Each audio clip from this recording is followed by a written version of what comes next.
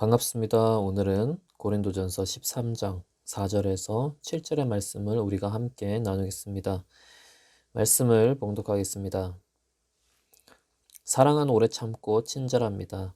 사랑은 시기하지 않으며 뽐내지 않으며 교만하지 않습니다. 사랑은 무례하지 않으며 자기의 이익을 구하지 않으며 성을 내지 않으며 원한을 품지 않습니다. 사랑은 불의를 기뻐하지 않으며 진리와 함께 기뻐합니다. 사랑하는 모든 것을 덮어주며 모든 것을 믿으며 모든 것을 바라며 모든 것을 견딥니다. 아멘. 오늘 우리는 이제 바울이 사랑이 어떤 것이다 라고 이야기하는 것을 우리가 볼 수 있습니다. 이 사랑이라는 것은 사실 예수님을 빼고는 결코 얘기할 수 없습니다. 하나님께서 우리를 사랑한 것처럼, 예수님께서 우리를 사랑한 것처럼, 그래서 성령님께서 우리 안에 역사하시는 그것을 의지해야지, 그저 어떤 행동적으로 우리가 겉으로 오래 참고, 친절하고, 이렇게 이제 일반 세상 사람들이 하려고 하는 그런 윤리적인 어떤 그런 모습으로 우리가 접근을 하게 된다면은 주님의 사랑을 결코 다 실천할 수 없고 그 주님의 뜻을 또 이해하지도 못합니다. 그렇기 때문에 오늘 이제 바울이 얘기한 이 사랑에 대해서 우리가 함께 나눌 때 주님께서 우리를 어떻게 사랑하셨는지를 우리가 기억을 하고 이제 이 사랑을 하나하나 이제 알아가면서 내가 예수님을 닮아가야 되겠다. 내가 주님의 마음을 닮아가야 되겠다라는 마음으로 우리가 이제 기도하면서 나아가야 되는 부분입니다. 그래서 이제 일단 요한일서 4장 11절에 보면은 사랑하는 여러분, 하나님께서 이렇게까지 우리를 사랑하셨으니 우리도 서로 사랑해야 합니다.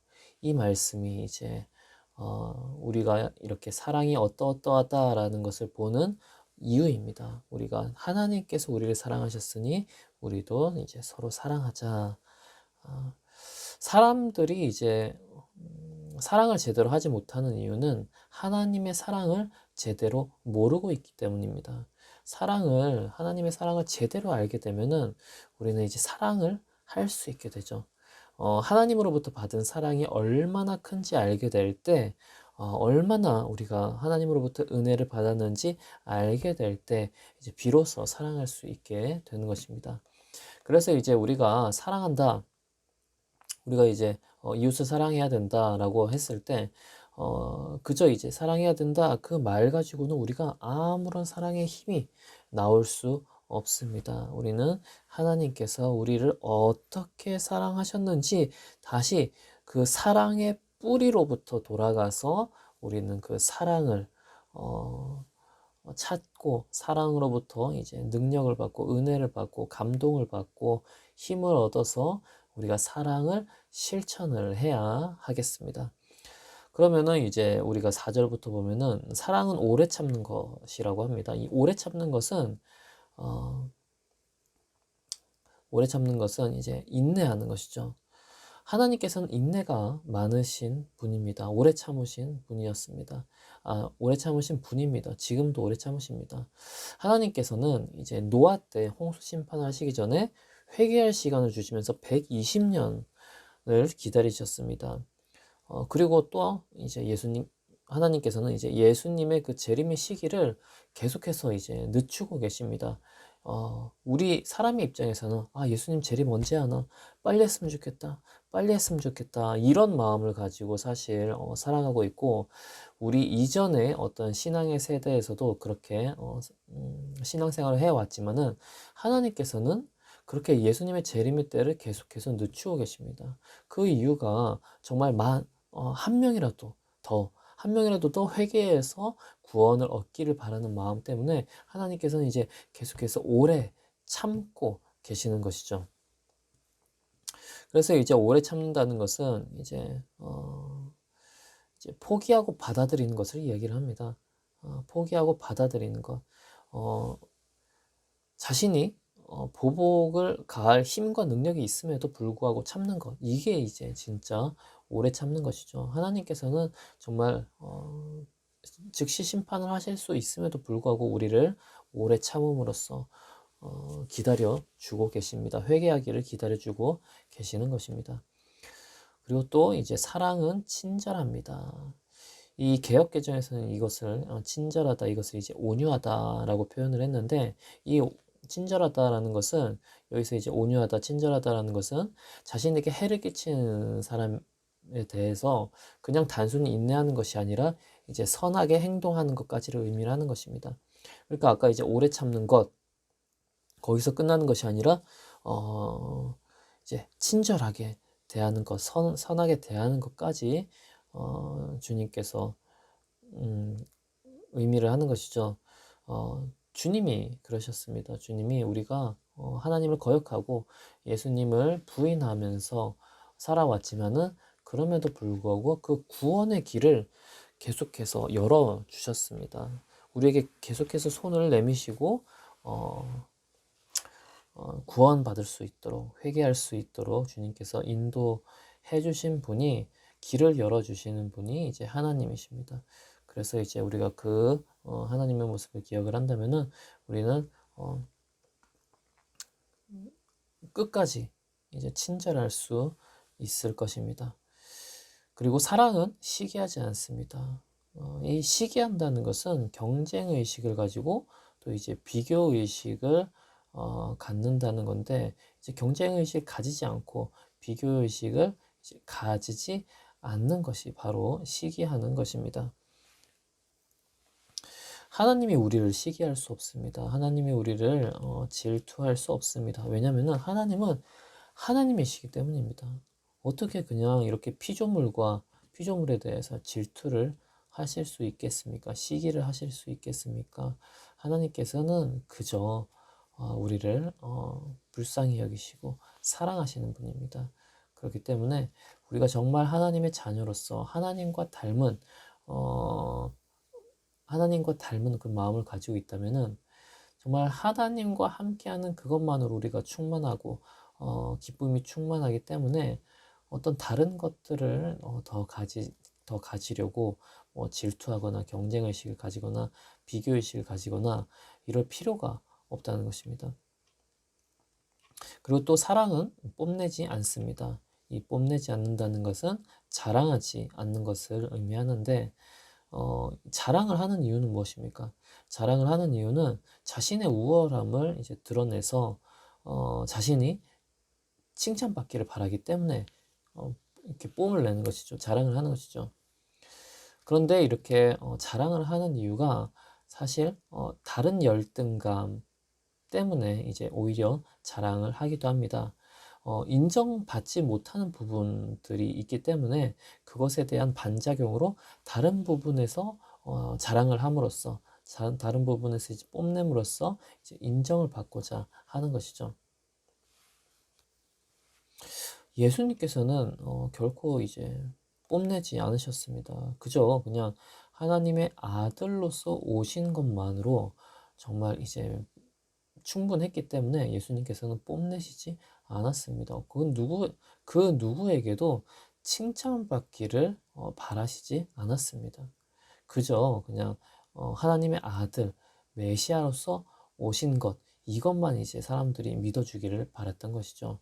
그래서 우리가 이제 정말 이제 사랑을 하는 것은 뽐내지 않는 것, 나의 우월함을 굳이 드러내지 않는 것, 이것이 이제 필요합니다. 그저 우리가 예수님의 제자로서 또 하나님의 자녀로서 그냥 살아가면은 그냥 충분하다는 것을 우리가 기억하고 우리가 또 나아갔으면 좋겠습니다. 그리고 또 사랑은 교만하지 않는 것입니다. 이 교만한 것은 자신이 이미 다른 사람들의 어떤 지식이나 어떤 소유보다 더 낫다라는 것을 더 낫다는 어떤 잘못된 만족감을 가지고 있는 것입니다. 예수님께서는 이 땅에 내려오시면서 이제 하나님이심에도 그저 이제 종의 형체로 그냥 우리와 똑같은 인간의 모습으로 이제 내려오셨습니다. 그리고 예수님께서는 평생을 섬기는 자로 이제 사셨습니다. 우리를 위해서 대속물로 내어주시는 그런 삶을 사셨습니다. 그렇게 예수님께서는 교만하지 않으셨습니다. 오히려 겸손하셨습니다. 우리가 이 예수님의 모습을 예수님을 믿기 때문에 주님의 자녀가 되었기 때문에 이제 닮을 필요가 있습니다. 교만하지 않고 겸손한 모습이 우리가 필요하겠습니다. 우리가 지금 사랑에 대해서 사랑이 어떤 것이냐에 대해서 우리가 말씀을 함께 나누고 있는데 우리가 한 가지 기억을 해야 될 것은 우리가 이 사랑을 완전히 완벽히 살아갈 수는 없다는 것입니다. 그렇지만은 하나님이 우리에게 보여주신 사랑을 우리는 끊임없이 추구해야 되겠습니다. 추구해야 되고 완벽하게 그 사랑을 실천하지 못하는 부분에 대해서는 우리가 연약한 인간이기 때문에 주님께서는 이제 이해를 해 주십니다. 우리가 기도하면서 나가면은 더 주님을 닮은 모습으로 그 사랑을 더 많이 실천을 할 수 있을 것입니다. 그래서 우리는 주님께서 베풀어 주신 그 사랑을 우리가 계속해서 간직하고 주님의 은혜로 우리가 감동을 받고 이 모든 것들이 이제 우리의 삶의 원동력이 되어서 하나님의 사랑을 우리가 더 열심히 실천할 수 있어야 되겠습니다. 계속해서 5절에 보면은 사랑은 무례하지 않는 것입니다. 이 무례하지 않는 것은 공정하게 대하지 않는 것을 이야기를 합니다. 그러니까 무례하지 않는다는 것은 이제 공정하게 대한다, 부당하게 대하지 않는다라는 것입니다. 예수님께서는 이제 사람들이 멸시했던 세리나 가늠한 자나 어떤 뭐 어린아이나 이제 소외된 병든 자들이나 이런 자들에 대해서 예수님께서는 무례히 행하지 않으셨습니다. 그들에 대해서 인격적으로 대하셨습니다. 정말 그래서 이런 모습을 성경에서 우리가 발견을 하게 되면은 예수님께서 정말 인격적인 분이시구나라는 것을 우리가 깨닫고 나도 그렇게 정말 인격적으로 대하고 무례히 행하지 않는, 사람을 이제 부당하게 대우하지 않는 그런 자가 되어야 되겠다라는 그 감동이 있으셨으면 좋겠습니다. 그리고 사랑은 자기의 이익을 구하지 않습니다. 이 자기의 이익을 구하지 않는다는 것은 이기심을 버린다는 것입니다. 이기심을 버리는 것. 예수님께서는 오셔서 자신을 위해서 어떤 사역을 하셨다기보다는 예수님께서 이 땅에 오셔서 자신을 위해서 사역했다기보다는 다른 사람의 평안과 구원을 위해서 애쓰셨습니다. 정말 한 사람이라도 더 구원하기 위해서 주님께서는 이제 고치시고 비판을 바리새인과 서기관들에게 비판을 받으면서까지도 예수님께서는 한 사람이라도 더 고치시고 또 이제 가르치셨던 것입니다. 그것이 한 영혼이라도 살리기 위해서 자신의 이익을 위해서가 아니라 그 한 사람이라도 살리기 위해서 주님께서는 이제 그렇게 하셨던 것입니다.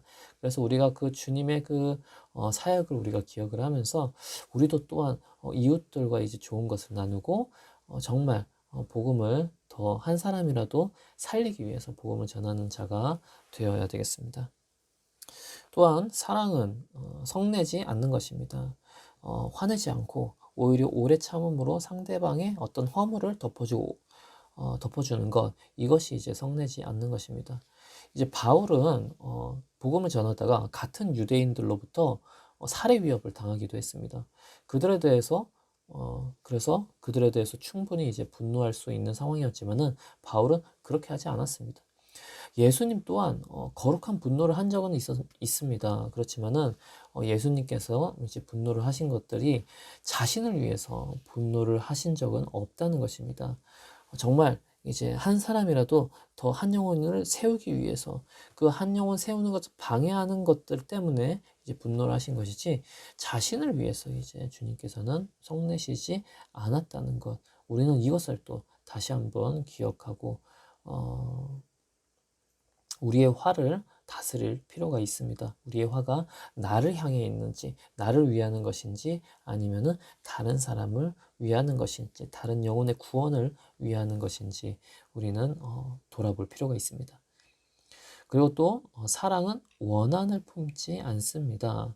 이 원한을 품는다는 것은 이제 어떤 악한 행위에 대해서, 비열한 행위를 당한 것들에 대해서 이제 보복을 하려고 원한을 품는 것이죠. 그런데 어떤 그런 보복의 마음을 품지 않고 잊어버리는 것, 이것이 이제 원한을 품지 않는 것입니다. 주님께서 이제 우리가 주님께 이제 반역을 했는데, 그래서 이제 죄를 지었는데 주님께서는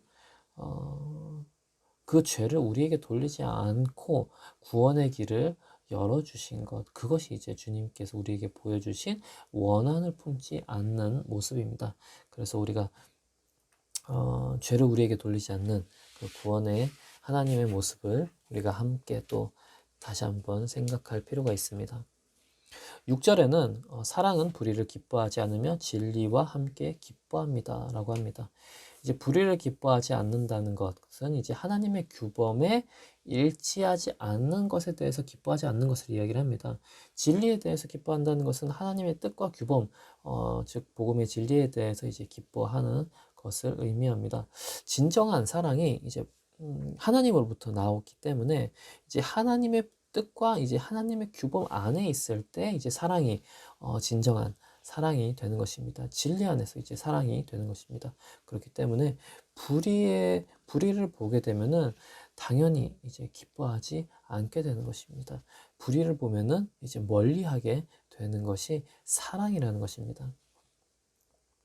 마지막 이제 7절에 보면은 사랑은 모든 것을 덮어주며 모든 것을 믿으며 모든 것을 바라며 모든 것을 견딥니다.